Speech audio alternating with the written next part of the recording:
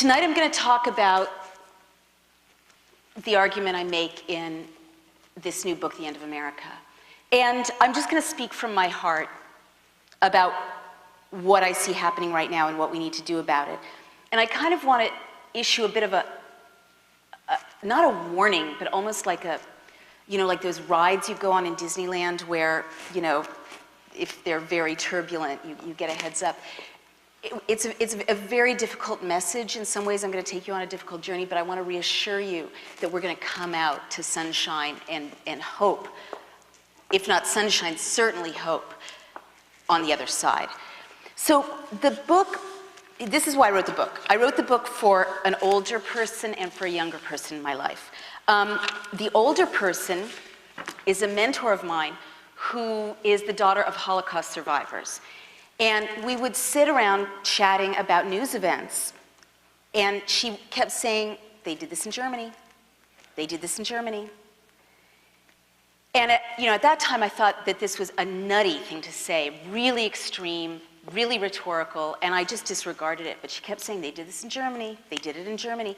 And she wasn't talking about the later years, National Socialist outcomes. She was talking about the early years, 1930, 1931, 1932, when Germany was a modern parliamentary democracy, a fragile one, but it would have been very recognizable to us. Germany in the early 30s had pop stars and Bauhaus architecture and Paris fashion and civil rights organizations, gay rights organizations, sex education organizations, page 6 writers, gossip columnists. And it was a democracy. And so she was talking about the very early pressures on a democracy, legal pressures on a democracy, by people who were intent on closing down that democracy. And I kept sort of brushing this off, but finally she sat me down and she gave me a stack of books and she almost physically said, read. And I started reading. And honestly, my hair stood on end because I saw that she was right. She wasn't being rhetorical at all. That in fact, not only were there tactical echoes from the past, but that what I was seeing was actual scenes recurring, imagery recurring, language, sound bites recurring in modern events in America. So then I began reading even more about how democracies close down, or how would-be despots crack down on the democracy movement. So I read about Italy in the 20s, and as always, Mussolini was the great innovator. He sort of pioneered this technology of closing down a modern democracy.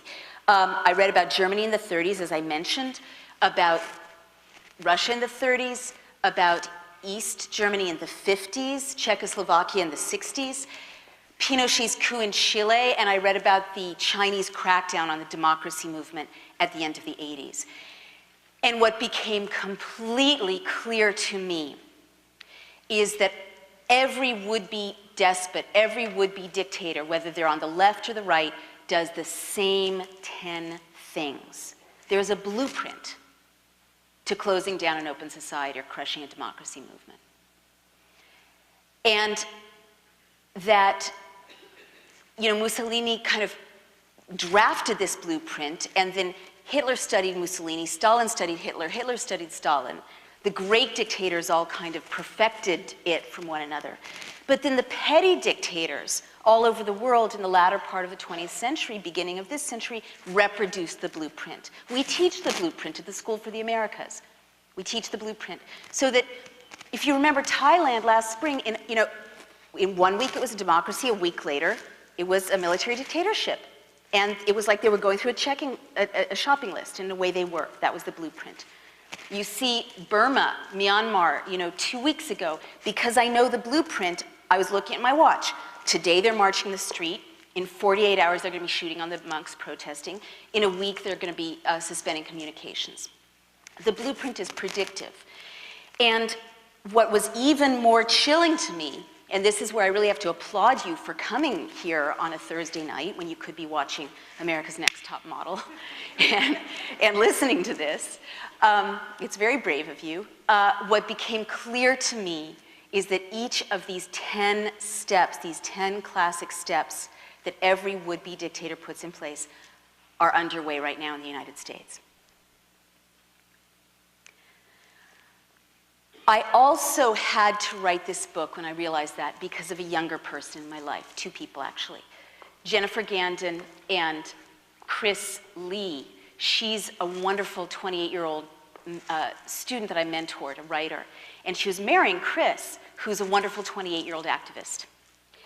And knowing the storm clouds that were gathering around this young couple, I realized that, I had to do more than just get them something from Crate and Barrel, that I had to give them something that would help them in a time like this. And so I wrote the book really for them, as well as for my older friend, because what it is a kind of refresher, a reminder to Americans. We don't tend to think about history a lot, I don't either, about how societies closed down in the past, a blueprint, and also a refresher about what democracy is and how to sustain it at a time when it's under assault. So that's why I wrote this book. And actually, Chris's own story is kind of very moving to me because his mom was 28 herself when she took the 4-month-old Chris in her arms and fled Vietnam to get into a boat and sail across the ocean as a refugee, as a boat person, to arrive in this country because she understood liberty the way the founders understood liberty. It's an understanding we've kind of forgotten, we've gotten lazy about. She understood that it was worth risking her life and her child's life to raise her baby in liberty, in freedom. So that's the kind of consciousness we have to remember now in order to fight back against the kind of pressures that I'll be describing. So what are these 10 steps? And by the way, before I tell you the 10 steps, I just want to invoke something that was kind of amazing to me to discover. Civics is so boring, right? How many of you took civics in middle school or high school? Show of hands?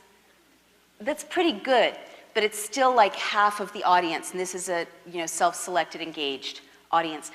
People don't take civics anymore. It's not mandatory anymore. So there's this whole generation coming up that really doesn't know what democracy is. But what we're not taught, we're sort of given this Hallmark card view of the mood the founders were in when they drafted the Constitution, the Bill of Rights. It's like freedom, confident, expansive. That is not true. When you go back and read the founding fathers, I mean, there were mothers too, but they were disenfranchised. Took a while for, us to get included. You see that they were writing in a state of dread and fear because the founders knew in their bones that an American despot could easily arise in America to oppress Americans. They knew it. They knew it from their own experience. They had fled, or their parents had fled, countries where, like in England, Tom Paine was tried for sedition, for writing The Rights of Man. He could have been hanged by the Crown for writing that book. Countries where Quakers were tortured by the state for their beliefs. That's why they came to Philadelphia. And so the founders, in their hearts and their lived experiences knew what tyranny was. And so they wanted to create a place where you were safe from that kind of oppression. And that's why they set our system of checks and balances as they did. Checks and balances, what a boring term, right? I mean, we are not taught that this system is this sexy, passionate, amazing, inspiring concept, this radical vision of human self-determination. But they knew without a doubt that it was human nature to abuse power if power was unchecked, and that was why these checks and balances were so important. So what are these 10 steps that so profoundly assault the founders' vision and put us at risk? The first thing every would-be dictator does is to invoke a terrifying internal and external threat. And very often this threat can be real, and they'll hype it or use it manipulatively. For example, Stalin talked about sleeper cells. Who's heard that term in the last 6 years? Right? Right. Now, had you heard that term in the 80s or 90s?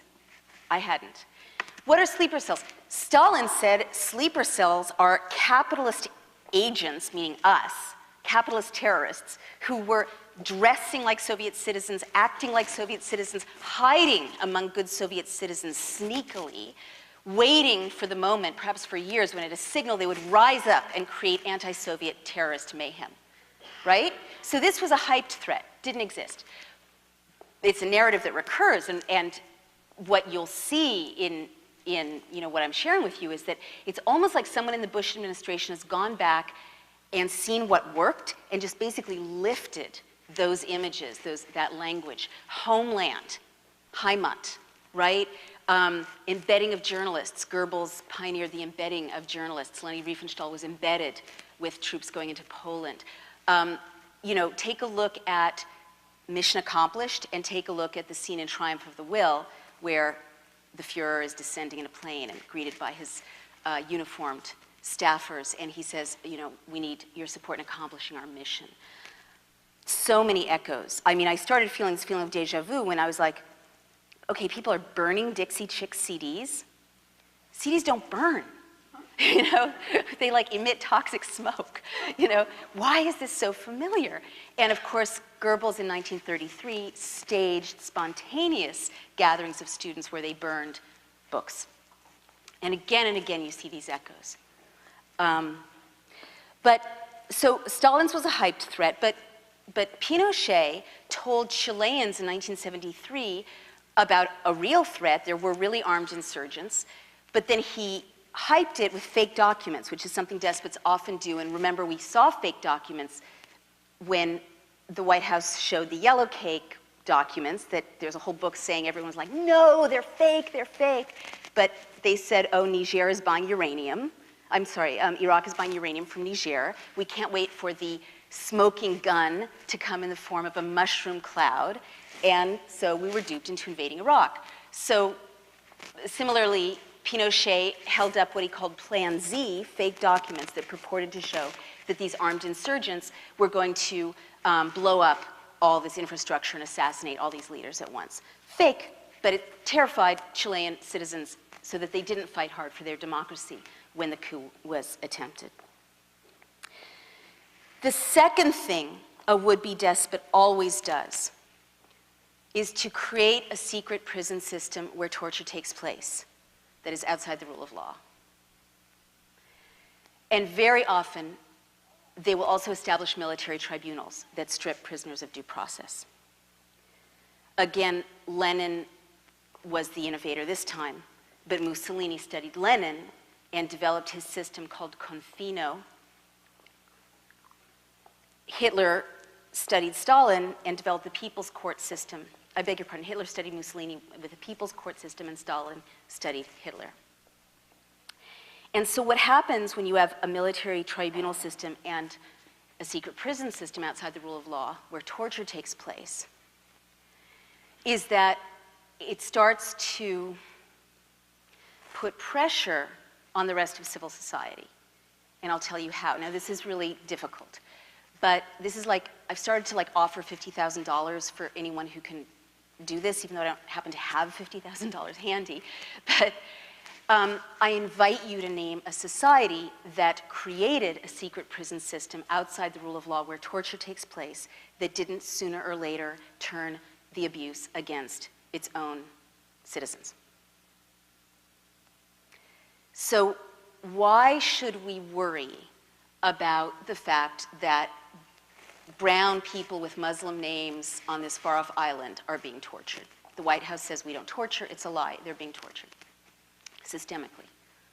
People in US-held prisons in Iraq are being tortured. People at black sites are being tortured. Why should it bother us? I mean, my brother's a really decent guy, but he said, that's not my issue before he read my argument. And so apart from the moral issue, why should we worry that the state has legalized torture? The reason we should worry is that in what I call a fascist shift, and I use that term very conservatively, I use it technically, not rhetorically. There are many definitions of fascism, my dictionary definition is when the state starts to use terror against the individual in an effort to push back democracy. So we should worry about the fact that the state has essentially legalized torture of these marginal people, people who are marginal to us, because what always happens in a fascist shift is that the state will start by abusing people that no one in the mainstream really identifies with much. You know, in Germany, it was anarchists, communists, homosexuals, Jews, gypsies, thank you. And then what always happens is there's a blurring of the line, and the noose starts to catch up more and more members of civil society, mainstream society, and it's always the same cast of characters. Us, basically. Journalists, editors, opposition leaders, labor leaders, and outspoken clergy. So and Germany is so instructive in this regard because, people don't realize that it didn't start with crematoria. That what happens when you create a secret prison system where torture takes place is it always metastasizes, starts out little and informal and gets bigger and bigger and bigger. And like in Berlin in 1931, 1932, torture was still illegal. The Nazis weren't even in power. They were a minority party. It was still a democracy. There were opposition, there were marches, there was, everything was as it should have been. But the SA, a paramilitary force, we'll get to that, started to create these makeshift torture cellars where they would torment these marginal people, and everyone knew about it. They thought it was funny. There were cartoons about it in the German press. It's like, that show 24. It's like, that's funny. Everyone accepted it. But then it doesn't take too long before the line starts to be blurred.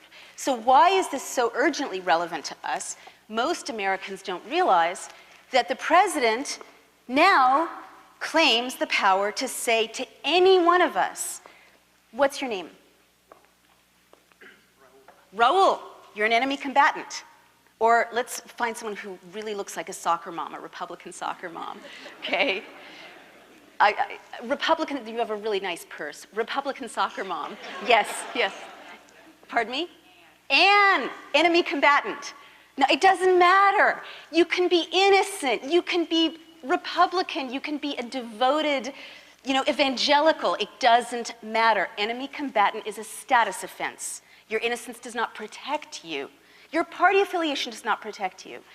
And if he says, and Naomi, enemy combatant, it's like Mother May I. If he, on his say-so alone, he can name you or me an enemy combatant, and they can't torture us yet, but they can take us to a Navy brig to a 10 by 12-foot cell and keep us in American citizens, innocent American citizens, in solitary confinement for up to 3 years, making it difficult for us to see our families, to contact our lawyers, difficult to have charges filed, okay? That's what they did to Jose Padilla. Now, he was not so great, but they can do it to any one of us. Now, what psychiatrists know is that prolonged isolation, solitary confinement, makes healthy, sane people insane. So we're at this kind of incredibly fragile moment because democracies don't close down like that in a kind of steady progressive line. They close down more in what Malcolm Gladwell would call a series of tipping points. And so, and then there reaches a point at which democracy can no longer heal democracy. But that point comes really fast when it comes. So the first time that the state made it legal to torture people, that was one of those vertical lines. And the first time that this kid was tasered in Florida, I think that was one of those vertical lines. I was not surprised to find that he was tasered at the University of Florida. I know, it's not appropriate for kids. I'm sorry. It's not. I know. I don't let my daughter listen. I don't. It's like she has to watch America's Next Top Model off the record. The daughter of the beauty myth does watch America's Next Top Model, the beauty myth author. But when this kid was tasered, I wasn't surprised to learn, because I was reading Goebbels, that it took place at the University of Florida, which is answerable to the Board of Regents, which is answerable to the state legislature, which has close ties to Jeb Bush. because Goebbels pioneered this practice of using state legislatures to put pressure on state universities to jeopardize and put pressure on academics and students. But that was one of those vertical lines. And for me, you know, everyone in a closing society has their own boundary at which point they start to shut up. So I'm still talking to you in public, in this public place, and you're still here. I applaud you. For me personally, the day I open the New York Times and read that someone I identify with, an editor, a journalist, has been named an enemy combatant and is in solitary confinement, that's the day I'm not going to be talking to you anymore. Because at that point, I will be too scared. So that's how society closes down. And when these tipping points start to come thick and fast, it happens really quickly. So that is why we should worry about a secret prison system where torture takes place. The third thing that always happens when would-be despots are seeking to close an open society is that they create a paramilitary force. And what do you say to that? Who is that? That's right. That's exactly right. Now, you know, really think about it. You can't close down a democracy without a paramilitary force. You can't, because people are like, you know, I'm not going to be pushed around by you. But once you have a paramilitary force, you can send that paramilitary force to intimidate civilians. And then it doesn't matter if you've still got the, you know, essential institutions of civil society functioning, because people are really just too intimidated to push back. This is what happened. Like, people forget Italy was a democracy, a working parliamentary democracy, when Mussolini started to send what he called Arditi, black shirts, paramilitary guys, out to scare and intimidate civilians. You know, last summer in the Portland airport, people were asked by TSA officials, Transportation Security Administration officials, to drink baby formula and even human breast milk. Remember that? After the scare about the guy who was carrying liquids onto the plane. So this was a familiar scene to me. This was one of those echoes, because Mussolini, the black shirts forced civilians to drink emetics, like laxatives, at gunpoint, and this was so intimidating, it worked so well that Hitler imitated it, and the brown shirts forced people to drink gross liquids, and, you know, this is a new scene for America, armed agents forcing people to drink gross liquids at gunpoint. But when you know, look at Germany too, you know, they weren't a majority party when the brown shirts were sent to intimidate civilians, to bully people, beat people. So right now, and by the way, the founders, like, why do we have the Second Amendment? Gosh, no, it just makes me crazy. This is what makes me crazy. We're in an era when ordinary people feel separated from the Constitution, the Bill of Rights. I did. You know, I have a good education, and I had to, like, sit a lawyer friend down. I mean, like, literally sit a lawyer friend down and say, okay, you have to explain to me what due process means. What is due process, like beginning to end? Because what is due process? Like, who knows exactly what due process is? And we're all really well educated. Notice and opportunity. Pardon me? Notice and opportunity. Notice and opportunity, that's right. So we're in a time when, like, this professional class of pundits and politicians and constitutional scholars are tasked, or task themselves with worrying about the Constitution, worrying about liberty. And we're told, don't worry about it. You know, it's not your business. So I didn't even know how the Second Amendment worked or why it protected me until I did this reading.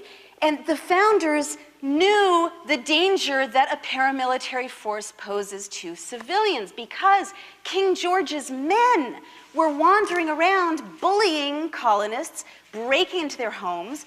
This is why a blanket warrant is such a big deal. They would have a blanket warrant, just say, okay, fine, I can break into your home, take your stuff, the way the state took Brandon Mayfield's computer out of his home in Oregon, a yuppie, you know, like any of us.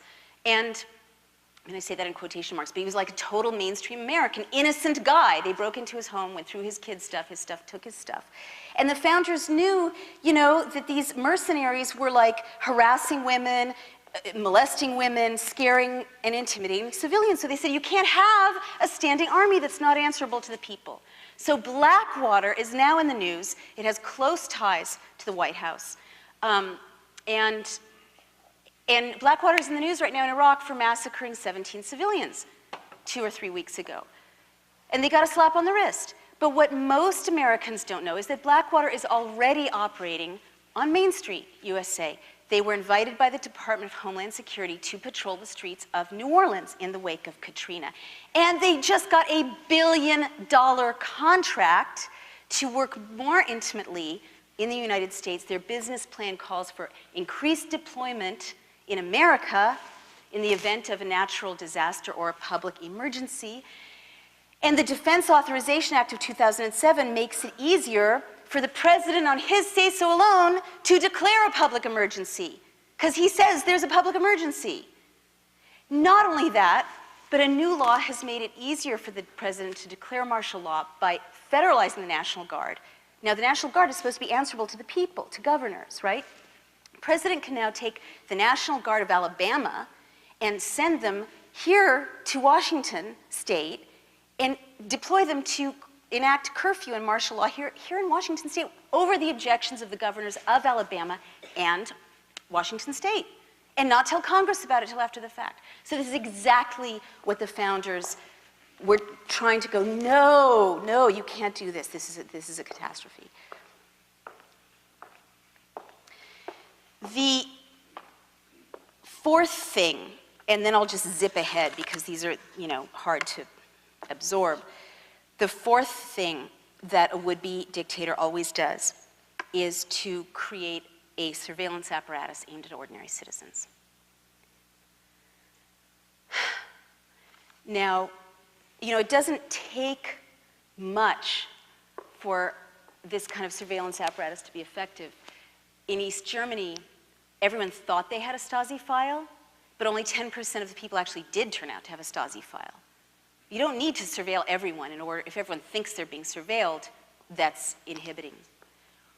Why is this so, personally freaking out to me, this surveillance? And by the way, this is driven by a profit motive.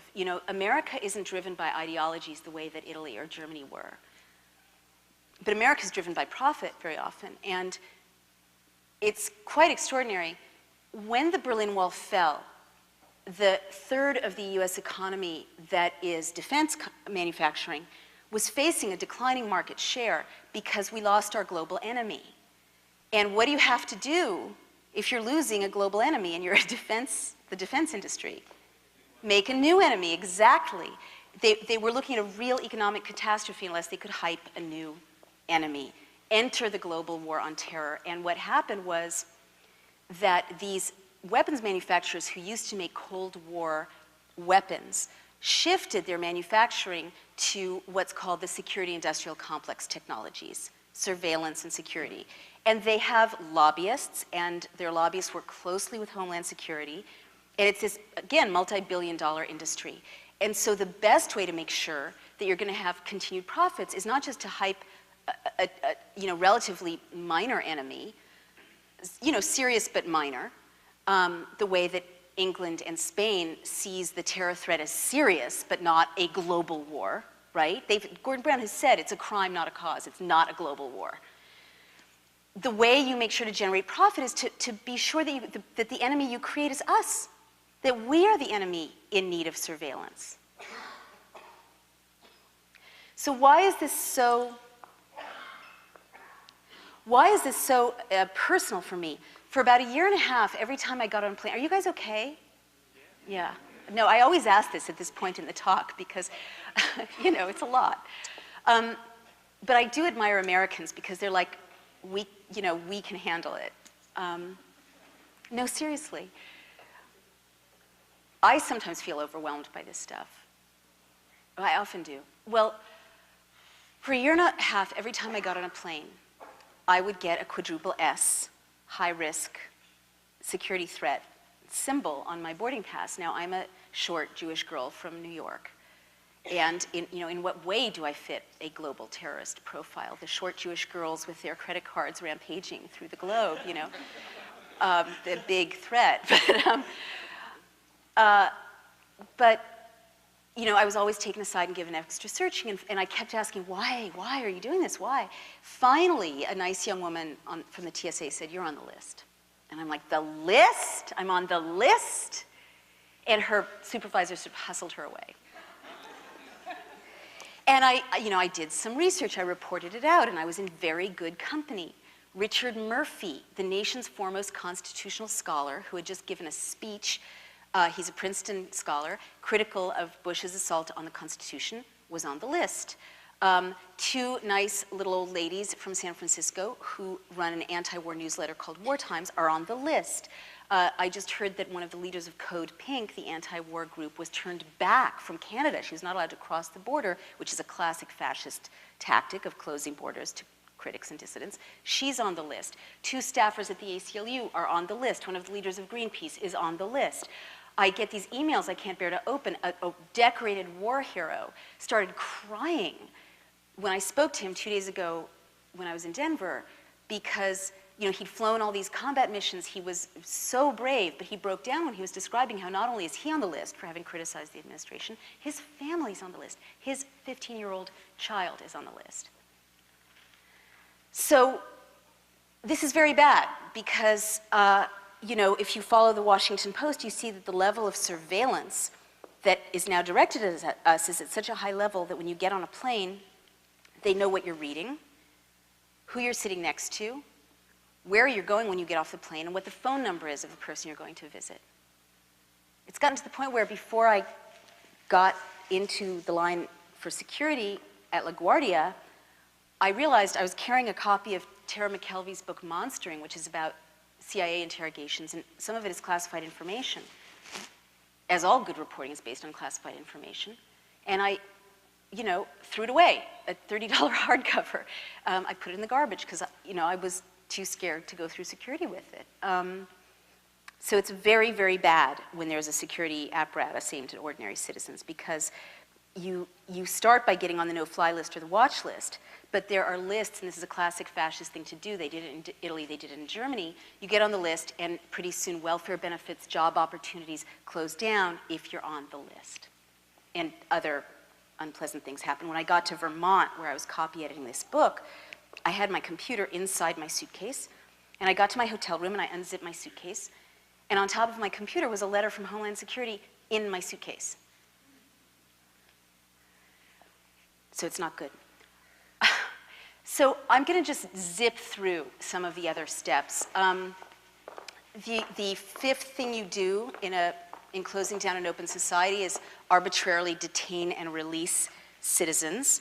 You infiltrate citizens' groups. The ACLU has many lawsuits against the infiltration of ordinary groups here in Seattle. I'm sure anti-war groups, environmental groups, total non-terrorist groups are, if it's typical of the rest of the country, being infiltrated by police or intelligence agents who dress like you or me. In fact, they're possibly here tonight. And no, seriously, hello. Yes, right? And you infiltrate citizens' groups, and that's an important piece in breaking down democracy, because then citizens don't have the trust level of working effectively together. You target key individuals. I mean, there's some amazing examples of this, and again, I keep getting emails every day. Everyone from the JAG military lawyers, these patriotic lawyers, probably most of them Republicans, who were told to sell out their clients, the detainees, and refused to because they're lawyers. They're not allowed to do that. It would violate their oath. And their careers were derailed. To Bill Maher, who said one thing and pressure was put on CBS, was it CBS, on his parent company to fire him. To Dan Rather, who just brought a $70 million lawsuit against Viacom for being ousted because of White House pressure. This is, again, a Goebbels tactic that you target key individuals, people in the press, academics, people in the media, performers, the Dixie Chicks, so that people see that you crash and burn or there are repercussions if you stand up. You restrict the press. is the next step. And the classic example of this is, remember the Swift banking story when the New York Times under executive editor Bill Keller reported this classified program that the White House was following banking, financial records. So there was this drumbeat from the White House, treason, treason, treason, right? They should be prosecuted under the Espionage Act. And Melanie Morgan actually called for a prosecution for treason, and one of the consequences of a conviction for treason is execution. And she's like, whatever, that's fine. So this was really scary to me because I was reading, in a strong democracy, that's just hype, that's just language. It's just like, oh, God, they're at it again, the right wing. But in a weakening democracy, it starts to get not so funny. And really not funny when you're reading Stalin, and you find out that in 1937, Nikolai Bukharin, who actually was the publisher of Izvestia, which was the equivalent of the New York Times for Russia at that time, was charged with treason and actually executed in the Third Moscow Show trial. And this espionage, what happens in a closing society is there starts to be a drumbeat of words like terrorist, enemy of the people, sabotage, espionage, treason. And the definition of terrorist or traitor or spy starts to expand and expand, entangling more and more people, more and more criminalization of speech. So, for instance, the blueprint is so predictive. Because of what I know about the blueprint, I could tell when a law was passed last fall expanding the definition of terrorist to include animal rights activists. I knew that within about 6 months, people who looked like the boy or girl next door would be called terrorists and prosecuted. And that's exactly what happened by about March, about 6 months later. By the same token, we were talking about the blurring of the line and how predictive it is. You know from history that the first people to be tried under the Military Commissions Act are likely to be white and English-speaking. And in fact, David Hicks, a white English-speaking prisoner, was among the first to be tried by the military commissions. It's so predictive that the tasering of this kid happened right, like according to the clock. So, there's this drumbeat, espionage, there was this drumbeat to charge people who released or revealed classified information with the 1917 Espionage Act. This sounds sensible. We're at war. You don't want spies.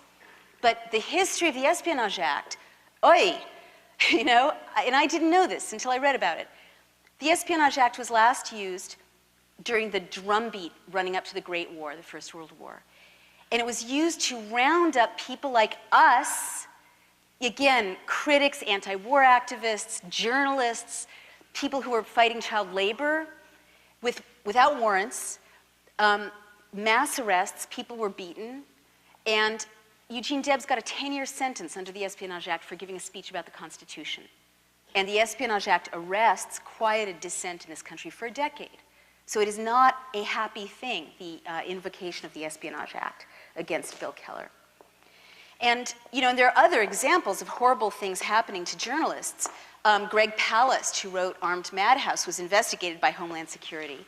And staffers for Associated Press and CBS have actually been seized in Iraq because the US didn't like the images and stories they were producing. And, they were held without charges in abusive US-held prisons. So it's very bad.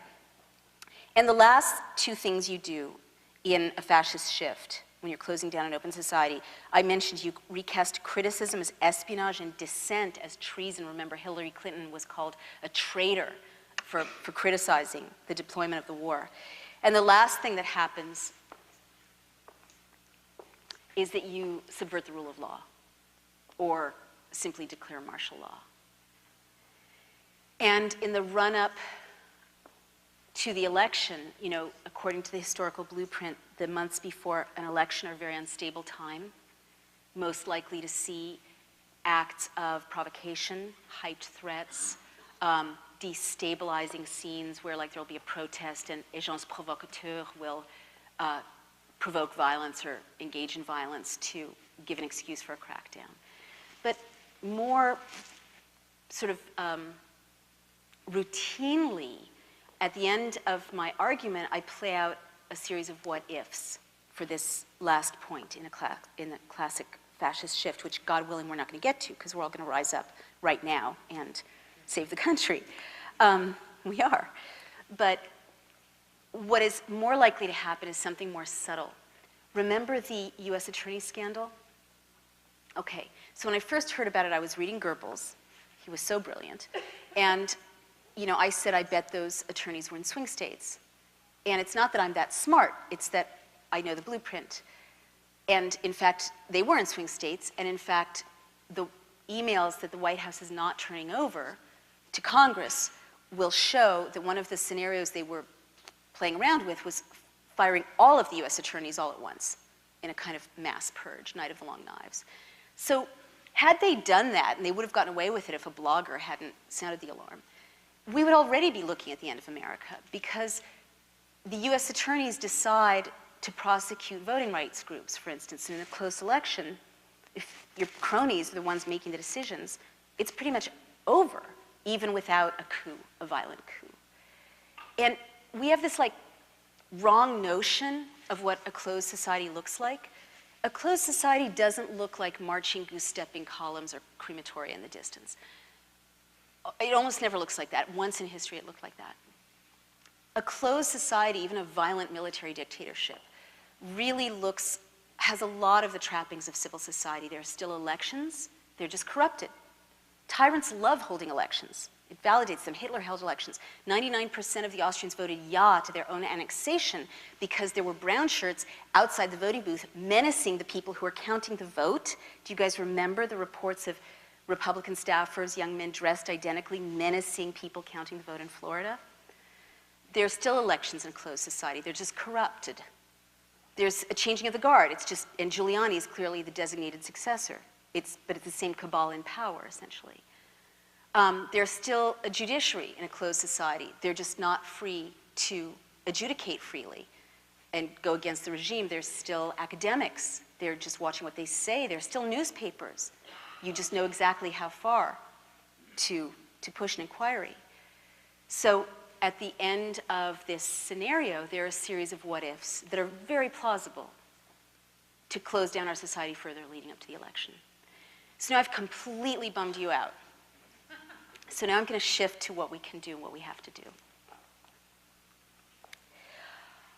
I mean, this is a really important moment because the window is closing, but history shows that at a moment like this, if millions of people wake up in time and push back, they can push democracy forward and unseat tyrants. And there are amazing, inspirational stories that are evidence of this in the democracy movements that brought down the Berlin Wall, people power in the Philippines. All over the world, when millions of people push back, they can unseat tyrants, especially in a weakened democracy like ours that is still not closed. But it takes a democracy movement right now. We have no time to waste. It takes millions of people rising up and insisting on restoring the rule of law. Now, when I first started talking about these issues, I thought we could do it legislatively alone. And a few other leaders, or a few leaders and myself, started what is called the American Freedom Campaign, which is a grassroots democracy movement aimed at confronting these abuses and restoring democracy in time to save us. And we started out with nothing, and now we have almost 5 million members in our various partner organizations. And we're aiming at 10 or 20 million. And we got commitments from all the candidates to restore the Constitution. All the candidates on the Democratic side, Hillary and Obama, were the last holdouts, but they just signed or gave language. And now we're going to the Republicans. Only Ron Paul has signed right now. Yeah, I know. But this is not enough, I now realize. The violence is escalating. You know, the thing about a fascist shift is that when people start to wake up, that's when they start to crack down harder. And I'm very worried about these reports of massacres in Iraq. Very, very worried, reading today that the State Department is protecting Blackwater in Iraq from being investigated. And I'm very worried about these tasering scenes and scenes of people being pepper sprayed and scenes of women being dragged away in the Phoenix airport that keep showing up on AOL in eerily good video. Because you know, again, National Socialists created a lot of footage of atrocities early on to freak people out and intimidate them. So what I'm saying is we need to ratchet up our efforts even as they ratchet up the violence or the suppression. And now, at this point, I am persuaded by the historical record that a national uprising to restore democracy is incredibly urgent, but that it's going to take more than that.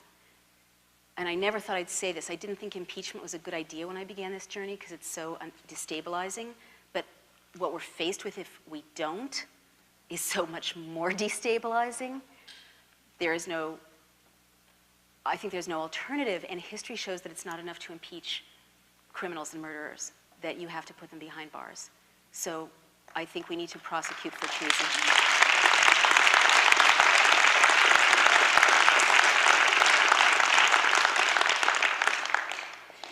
So I will end this by saying that if we all take on the patriots' task, and it begins with a revolution, as Gloria Steinem would say, from within, there is every reason to believe we can save our country in time and restore liberty to our neighbors and our children and ourselves. But what it takes, I want to send you home tonight with a completely different idea of what your job is than you might have thought. The founders did not intend for us to delegate the defense of liberty to a professional class of pundits or politicians or constitutional scholars. That's right, that's right. The founders intended for us to do it. Now, their vision wasn't wide enough yet to include all of us, but the kernel of their vision was sound enough so that it could include women and African Americans, people of all colors, as time went on. And what the founders intended was for ordinary Americans, ordinary people, to assume the patriots' task and lead the fight to restore democracy and see themselves as leaders and take on the responsibility to restore liberty. It's a radically different idea of what our job is. Okay, it's your job, it's my job. To channel the founders' faith in us and to stand up for this extraordinary experiment that has given us freedom for 200 years. And if we assume the patriots' task, can give our children and our grandchildren freedom indefinitely.